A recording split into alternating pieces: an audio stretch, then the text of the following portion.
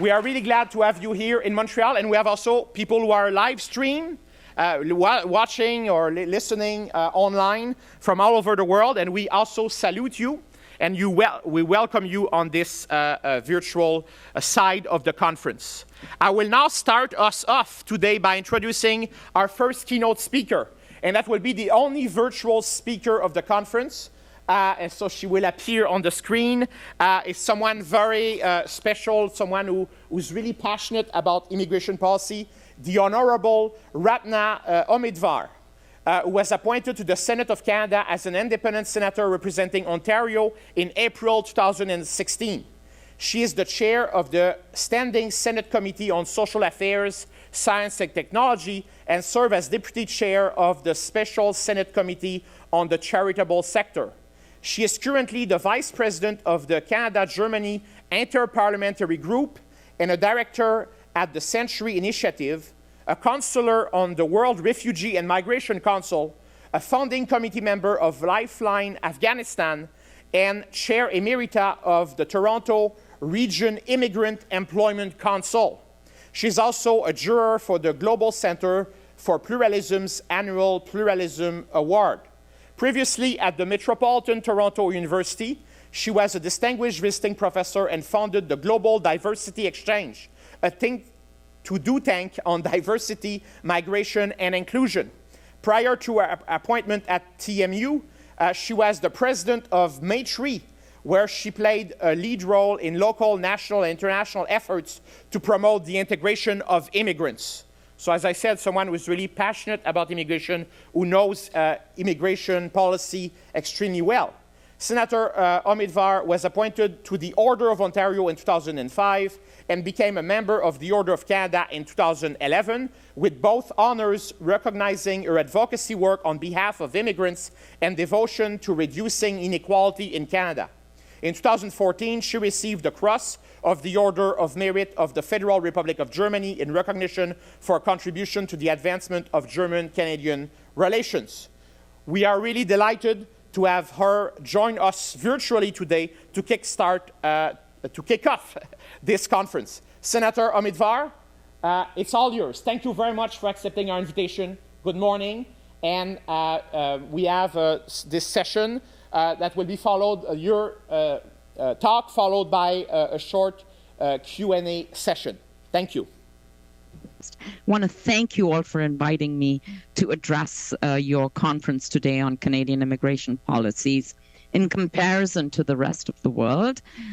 However, and notwithstanding the fact that there is so much that we can observe and learn from each other, I also believe that these policies do not exist in a vacuum, but are an expression of the global context and what's happening in the big global world of migration. So my remarks, whilst they may touch on aspects of your theme, are more focused on improving our understanding of immigration policy in Canada based on the major trends in migration and what possibly Canada can, in collaboration with other like-minded nations, do to address these, because inevitably when faced with these challenges, it will be to like-minded nations that we will lean towards in trying to resolve them.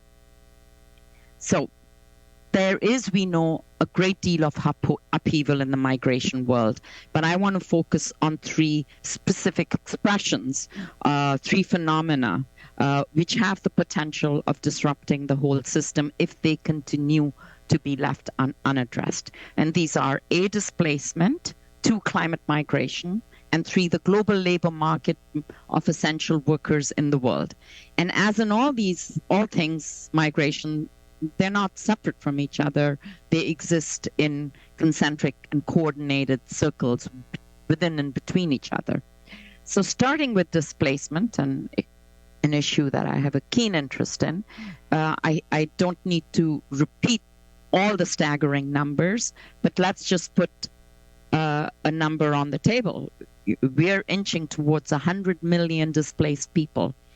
And in the first line, who bears the brunt of it? It is borne by the neighboring countries who receive the millions of people who flow from one border to another looking for safety.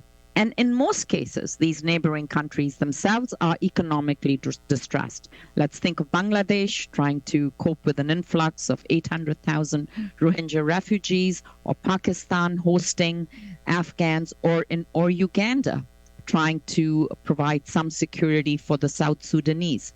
And, I believe we allow accidents of geography to dominate, leaving the poorest of poor countries to bear the brunt. And money is, of course, a big hindrance, but it's just one of them. Now, the ideal scenario would, of course, be that if the budget of the United Nations, of the UNHCR, was funded by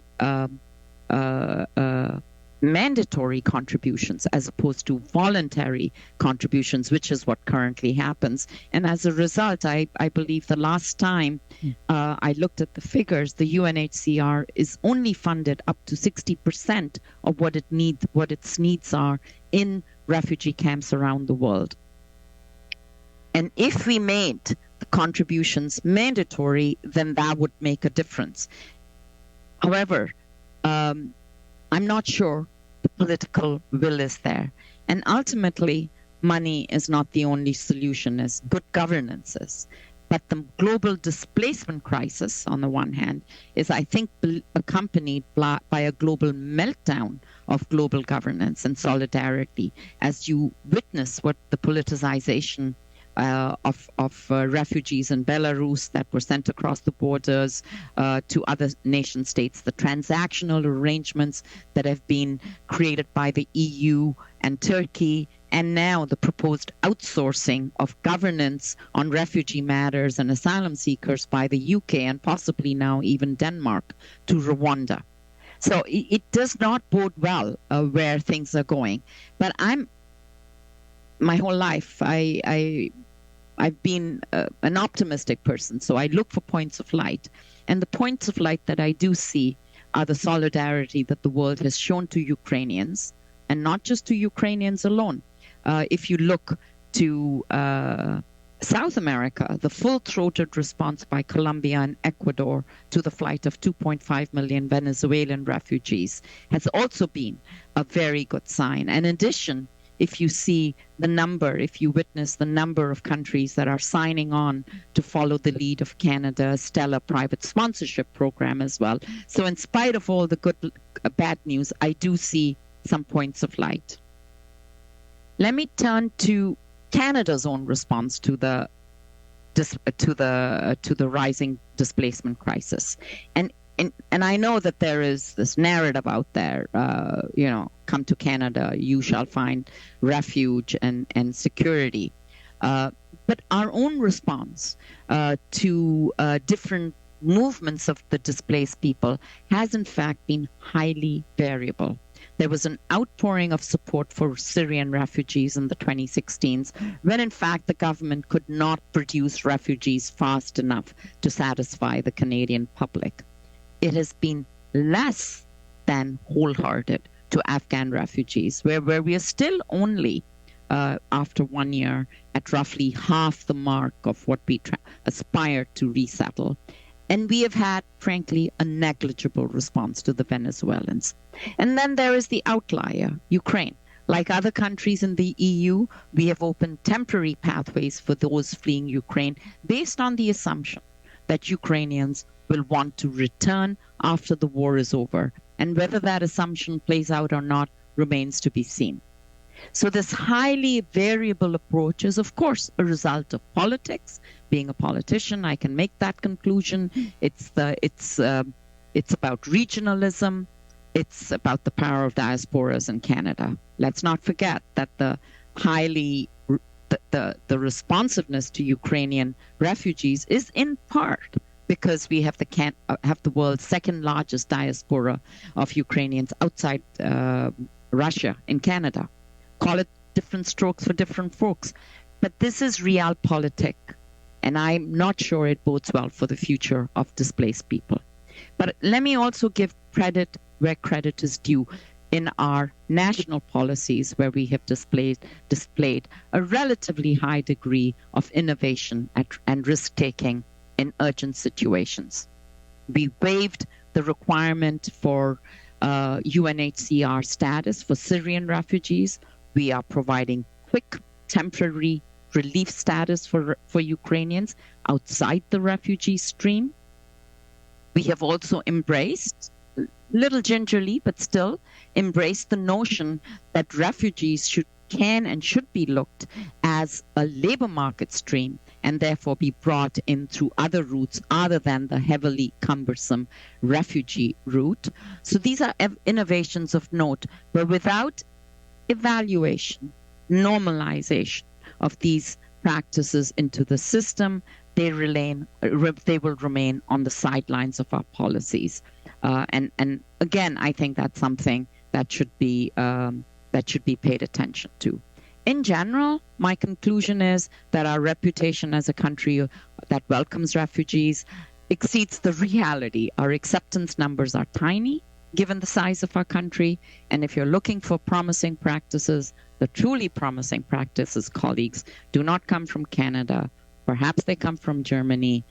But the real champions to look at today are Colombia, Ecuador, and possibly even Uganda. Let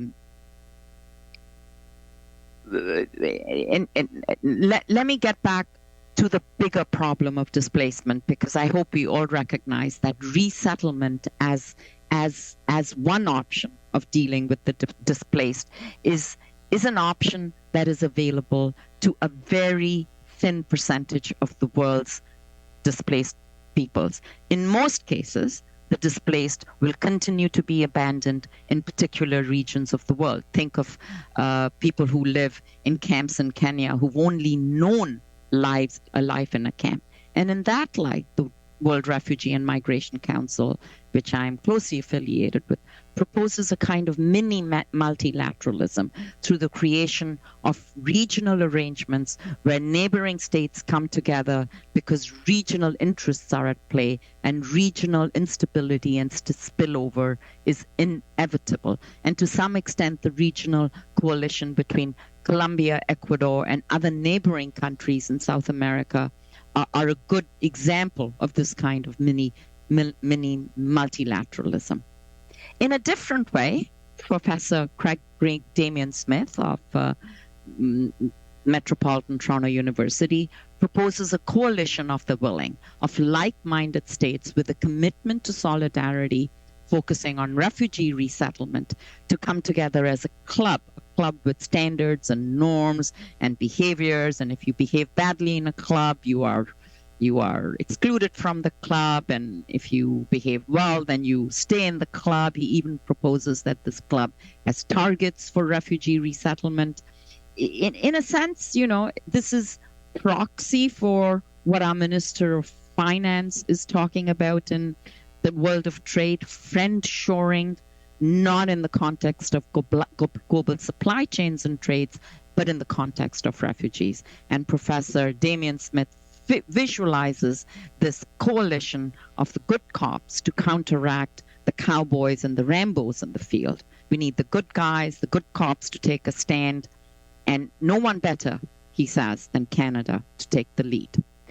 So let me move on briefly to the next crisis that I see, which is the roughly 120 million low-skilled workers who are on the move annually from the global south to OECD countries. The developed world, like ours, which is rapidly aging, needs workers, it needs talent.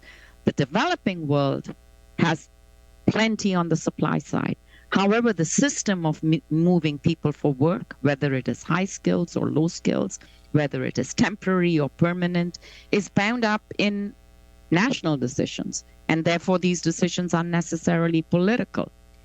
However, the labor market trends and the supply and demand for labor is a global phenomena, and yet there is no global governance attached to it.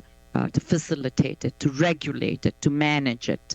I think we all know that there is a brain drain from sending countries to receiving countries, and no one factors the cost of the brain drain in. As a result, workers are often exploited, sometimes trafficked. Source countries lose a steady stream of their best and brightest. And most tragically of all, these best and brightest are often not able to practice their professions because of credentialing barriers. Employers who require certainty, predictability, and timeliness are also left wringing their hands. On the worker side, pathways to permanency are often limited to high-skilled, high human capital individuals, creating a distinctly two-tiered, in my view, classist system. So how do we address this? Is it time possibly to create a new global institution made up of both sending and receiving countries? Do we need an honest broker in the middle? We talk about responsibility sharing in the global refugee stream. Maybe we should talk about responsibility sharing in the labor market mobility stream instead. And in particular, I think about migrant workers who we now know are highly vulnerable through our experience in COVID.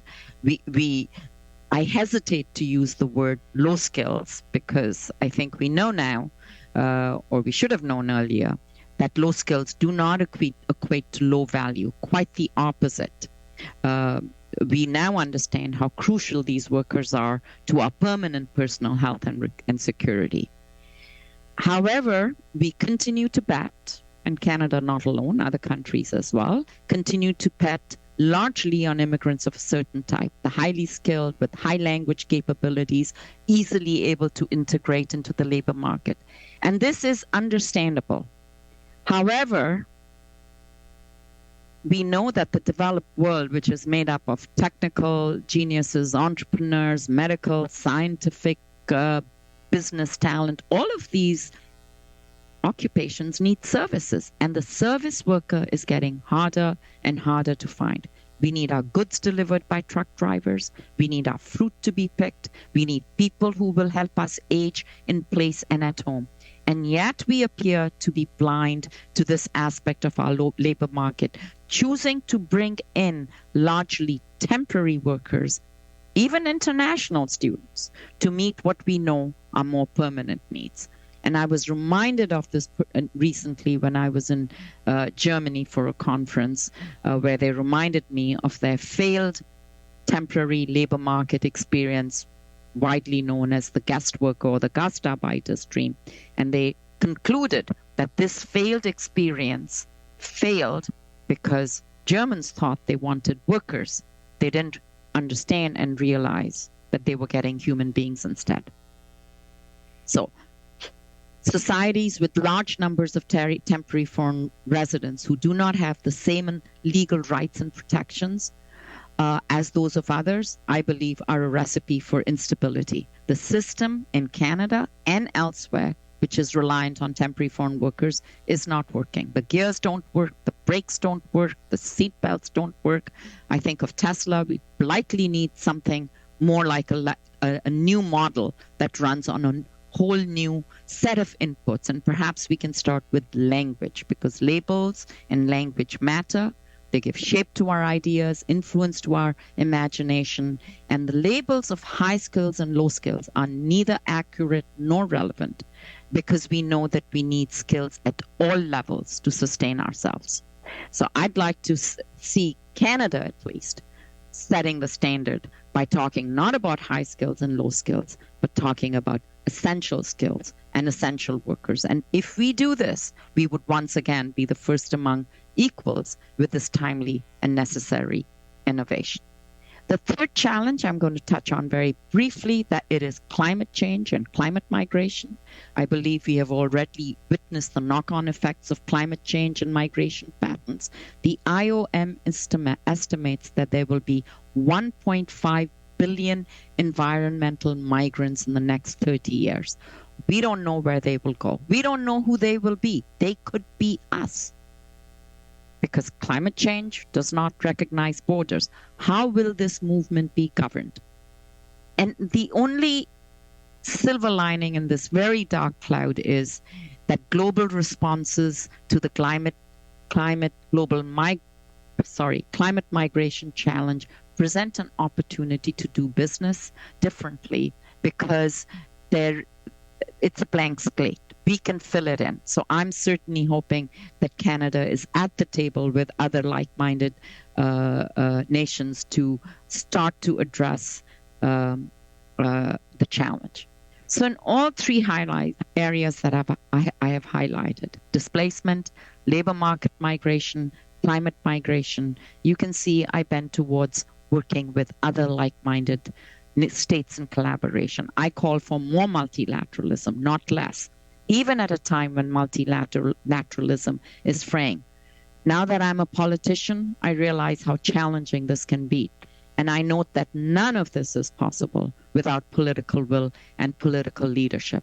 And perhaps as a politician, I'm allowed to remark that I see a somewhat slim opportunity to action these days because most nation states are thinking more and more in parochial and narrow ways, and the Club of Solidarity outside of the Ukraine situation seems to be shrinking. But I do, again, want to end on a positive note and provide you with some comparison with one country, more to the theme of your conference, where I think we can take hope. Canada has a natural partner in Germany. We are both nations of immigrants. We both believe in the rule of law and governance. We both experience labor market shortages in the face of an aging population. We both welcome refugees, but have a system and protocol that we follow, even though there are vast differences in numbers. I grant that. We both are grappling with undocumented workers. Germany has recently announced a program to normalize 135,000 undocumented workers, while this still remains an unfulfilled promise of our government. Both countries are attempting to resolve the sticky problem of foreign credential recognition. And on this front, I think Germany has more to learn. Canada has more to learn from Germany. They have set up structures and systems. They've established a central service agency for professional recognition. It of course helps in Germany that certain occupations, such as medicine, allow professionals to allow for practices within provinces and states, whereas in our system, everything is state-based. In addition, Germany, which has a culture, a lifelong culture of working closely with businesses, tends to deal with projections in shortages better. In addition, really remarkable, Germany has been successful in integration of refugees in their apprentice streams. And the apprentice stream, is something that we in Canada are having challenge with. But the German government has relied, interestingly, on the vocational school system to integrate refugees into society and the workforce. And just a figure, in 2020, foreigners made up approximately 11% of apprentices in Germany, and that figure is much, much higher now. So I believe that if we are to look to a country where we can work together, where we can brainstorm together, where we can even share practices and possibly even processes together, that country is Germany. In Germany, I called at the Metropolis Conference for taking this excellent, these excellent relationships we have with Germany on a variety of fronts, from trade to green energy. We should actually expand that relationship into a formal agreement with Germany, a bilateral agreement on integration, migration, and citizenship. And I believe the time is ripe to do so. We have all heard yesterday the update from Stats Canada. Canada today is made up of 23% of immigrants, the highest number since 1921. And therefore, along with that number, which is quite astounding, and in my view, hopeful, I think the pressure is on to accelerate integration as well. And how best to do it than to rely with like-minded nations in developing joint efforts. Thank you very much. I hope I have not taken too much of your time, and I look forward to the next part of the conference.